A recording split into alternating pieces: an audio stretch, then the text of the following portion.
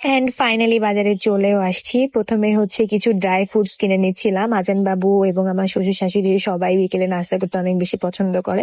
আর আজানকে তো কিছু না কিছু সবসময় দিতেই হয়, কারণ সে বাহিরের খাবার ইদানিং এত বেশি পছন্দ করে যা বলার বাহিরে। কাঁচা শাকসবজি বাজারের মধ্যে আসলে মানে মন প্রাণটা একদম জুড়িয়ে যায়। মানে সবকিছু দেখেই মনে হয় যে অনেক বেশি তরতাজা আর ফ্রেশ সবজি। জানি না কোনটার মধ্যে ভেজাল আছে নাকি, বাট সবকিছুই আমার কাছে দেখতে ভালো লাগে। মনে হয় সবকিছু একটু একটু করে কিনে নিয়ে যায়। সবজির মধ্যে আমার করলা ভাজি, ঢেঁড়স ভর্তা, প্লাস হচ্ছে চিচিঙ্গা ভাজি, শসা, লেবু, টমেটো, তারপর চাল কুমড়া দিয়ে চিংড়ি মাছ বা ইলিশ মাছ, লতি, এই সব কিছু অনেক বেশি পছন্দ।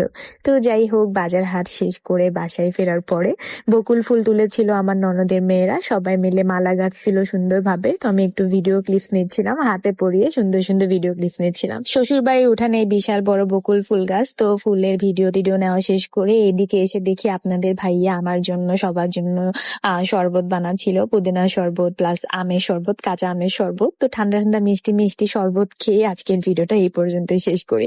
তো আমার ভিডিও দেখতে কার কেমন লাগে অবশ্যই কমেন্ট বক্সে জানাবেন, এন্ড দেখা হবে নেক্সট ভিডিওতে। আল্লাহ হাফেজ and thank you so much for watching.